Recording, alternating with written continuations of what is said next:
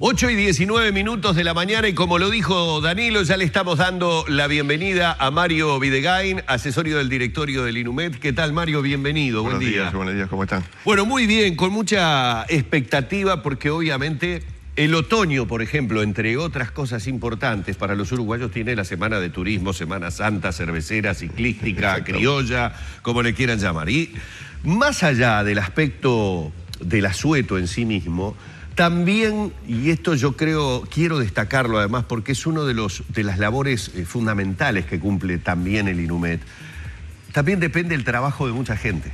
En diferentes áreas. Obviamente uno cuando piensa en el estado del tiempo piensa normalmente en la agricultura, en la navegación. Pero hay cuestiones, por ejemplo, que tienen que ver con lo que para comercios pequeños significa, por ejemplo, la zafra de esa Semana de Turismo, que es fundamental. Entonces digo, el otoño no es una estación más para los uruguayos. Tiene, entre otras cosas, por lo menos la previsión de cómo vendrá la Semana de Turismo. Lo arrancamos.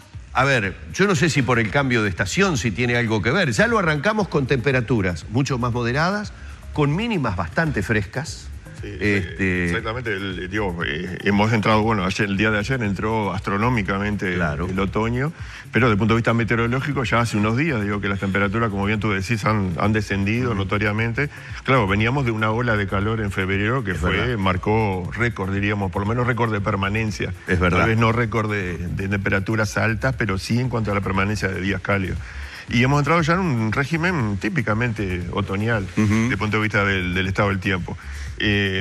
Justamente la semana pasada, en el informe que se elabora mensualmente del Grupo de Perspectivas Climáticas, que interviene no solo personal de INUMED, sino también de la Universidad de la República, hacíamos la proyección climática de lo que podría ocurrir en el otoño, el trimestre marzo, abril, mayo. Lo que estamos, por lo menos, observando desde el punto de vista de las precipitaciones son condiciones básicamente en gran parte del país de normalidad respecto a las lluvias, porque también es bueno mencionar, hemos salido de la fase fría o la niña, como normalmente se conoce, eso prácticamente ya en febrero pasado ya ha cesado su influencia a nivel mundial, y estamos en una fase neutra. Por lo tanto, las precipitaciones en este otoño esperamos que estén muy cercanas a los valores normales, excepto en el norte del país, ahí en los departamentos de Artigas, Salto, Rivera, lo que sería cuenca del río Cuarén y río Uruguay, donde esperamos que pueda haber algunas precipitaciones algo por encima de lo normal, pero no es nada, tampoco nada catastrófico ni nada exagerado. O sea, no estamos hablando acá de inundaciones ni mucho menos. Creemos que va a ser un otoño muy diferente a lo que ocurrió, por ejemplo, el año pasado. El año pasado tuvimos, y la gente lo recuerda claramente, un contraste marcadísimo en donde muy tempranamente comenzamos a tener temperaturas muy bajas. Sí, yo le decía, el año pasado, el otoño pasado, tuvimos altísimas temperaturas hasta mediados de abril, muy altas temperaturas, muy por encima de lo normal. Pero claro, todo eso culminó, con el famoso evento del tornado en Dolores y luego con unas inundaciones, muy extendidas, por lo menos en el sur del país. Y luego, sí, como tú decías, una baja fuerte, muy brusca y diríamos, y persistente, porque luego esa baja de temperatura se extendió durante todo el invierno. Sí, a la gente le quedó, a todos nos quedó la percepción de que el otoño había desaparecido como estación media, que ese año había decidido no venir y que abruptamente habíamos pasado de mucho calor a mucho frío, que decíamos, va a ser una semanita, a veces pasa que vienen estos frentes fríos, ¿verdad? Se recupera la masa de aire polar, como decimos nosotros, decimos, esto es unos días. No, se quedó. Y como bien tú decías, el año pasado, por lo menos desde el punto de vista meteorológico, no existió el otoño. Pasamos del verano al invierno sin tregua, diríamos. Este año pensamos que no, porque no tenemos, como la influencia del Niño, básicamente estamos en la fase neutra. Y otra cosa también que es bueno destacar, y que eso creo que es importante para la gente que veranea, o por lo menos que pretende pasar, semana, acá hablábamos la semana de turismo en el este, básicamente el litoral atlántico, Maldonado, es que las aguas del Océano Atlántico, por lo menos en la costa de tanto sur de Brasil como Uruguay, están extremadamente cálidas. Eso ya se ha observado durante enero, febrero. Que las aguas están las temperaturas del agua muy por encima de los valores normales. Y eso, va a continuar en las próximas semanas, incluso en semana de turismo. Exactamente. Eso entonces son buenas noticias por lo menos para los bañistas. O sea que, digamos, prevemos un otoño-otoño normal en cuanto a precipitaciones. Nunca el otoño se caracterizó por ser muy lluvioso, que digamos. No, digo, en Uruguay es dentro de... O sea, tenemos lluvia todo el año. Claro. En Uruguay acá no tenemos estación seca, estación húmeda. Pero el otoño, digo, tiene un contraste, que ese mismo contraste de temperatura hace que tengamos mayor frecuencia, por ejemplo, de pasajes de frentes y de presiones extratropicales. Eso puede provocar mayores lluvias, por ejemplo, en lo que sería el litoral este del país, pero en este año no creemos que eso pueda suceder. Decíamos, la mayor probabilidad de lluvia, algo por encima normal, va a estar bien en el extremo norte, o sea, sur de Brasil y el norte de Uruguay. Eso, a ver, para que nos entendamos bien, esto es lo macro, por decirlo de alguna manera, la visión general de lo que sería el trimestre del otoño en proyección.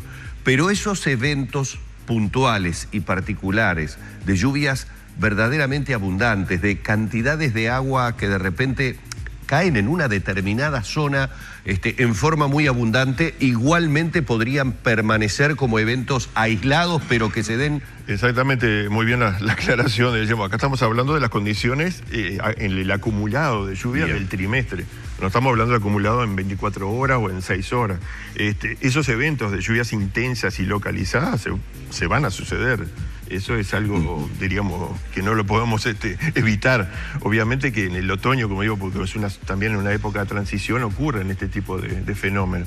Pero no creemos que estos eventos se repitan de manera que generen inundaciones. Creemos que eso no va a ocurrir.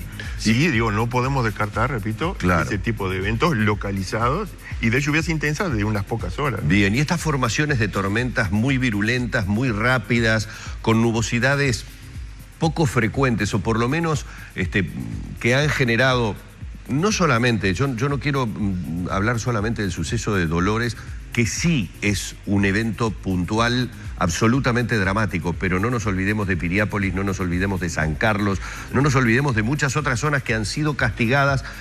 Voy de repente algunos años atrás, una turbonada en Durazno también, muy importante, que ha sorprendido, digamos, por la intensidad. A veces son periodos, en cuanto al tiempo, muy breves, pero de una violencia que de repente no estamos muy acostumbrados. Esos eventos pueden seguir... Obviamente no los podemos descartar. Ese tipo de eventos, como tú decís, virulentos, de corta duración, son típicos, diríamos, de nuestro clima. Y más en una situación, como siempre venimos hablando, que estamos montados en ese calentamiento global, que el cual está exacerbando, o sea, está incentivando este tipo de fenómenos, de tormentas severas y puntualmente localizadas y lluvias también puntualmente muy abundantes.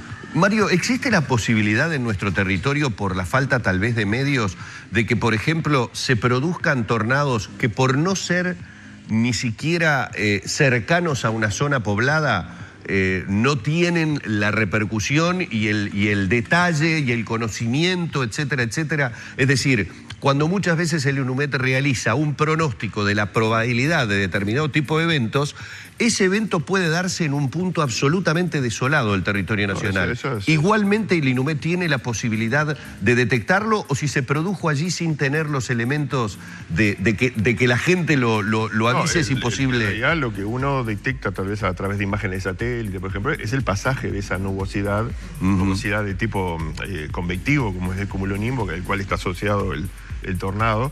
Pero repito, si no hay un poblado o un observador que registre, o una persona con una cámara, ¿no?, que registre ese tornado o ese embrión de tornado. Hace pocos días ocurrió en la localidad en Soriano, en José Enrique Rodó. Sí. Varias personas filmaron, diríamos, desprendiéndose de la base de la nube, un vórtice, ¿no? Eso, yo le decía, es un embrión de tornado. Claro. Por suerte no llegó a tocar tierra.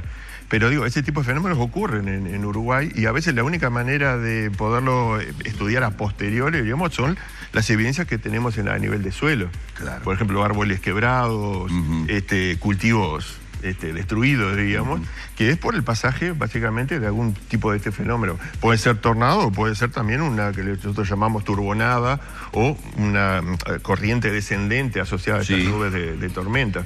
O sea, no siempre que hay viento fuerte es un tornado, ¿no? Hay que aclarar. Claro. Tornado tal vez es lo más extremo que podemos tener en nuestro país como fenómeno meteorológico. Sí, yo Pero recuerdo... vientos fuertes tenemos... de toda la vida. Recuerdo de niño muchas tormentas con vientos realmente fuertes.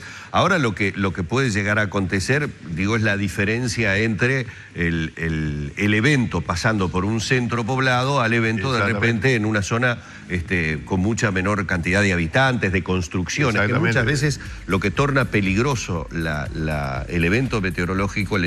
Son los detritos, como decíamos, exactamente, ¿no? Los elementos que están volando. Las chapas que vuelan, la cartelería que vuela, obviamente que allí se torna más peligroso.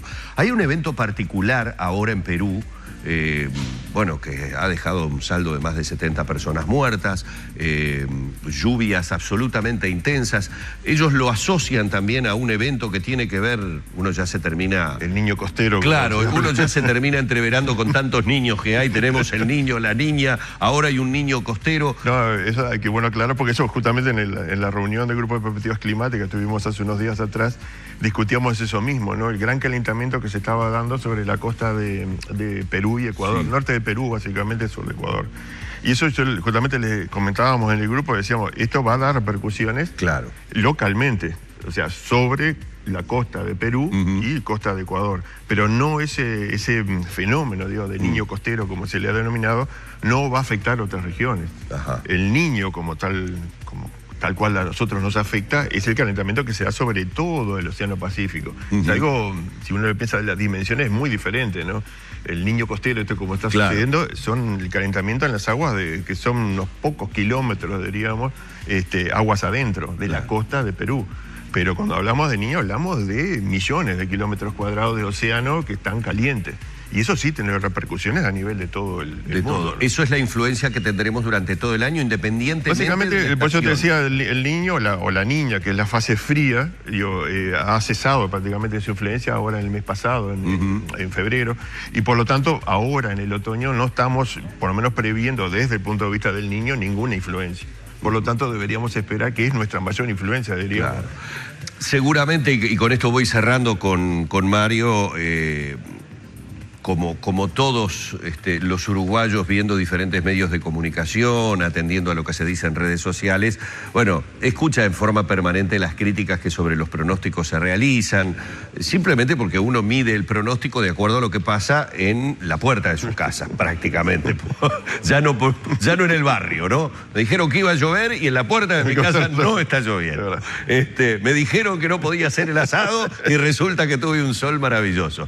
Pero hay una percepción, desde mi humilde punto de vista, equivocada, porque yo me fijo mucho en las estadísticas que el INUMED nos hace llegar, y las estadísticas no hablan de cambios tan radicales y violentos como solemos comentar. Todos estamos convencidos de que ya no hay medias estaciones, que pasamos del verano al invierno, que los eventos virulentos son mucho más frecuentes de lo que eran anteriormente.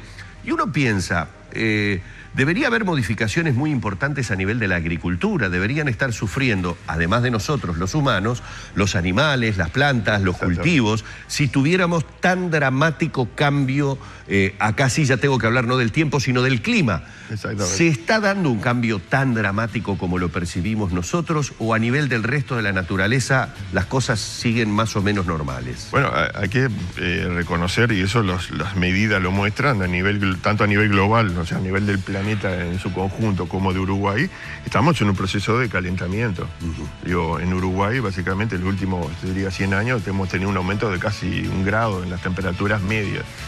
O sea que nuestro año es un grado más alto, bien digo, que hace 100 años atrás, y a principios del siglo XX.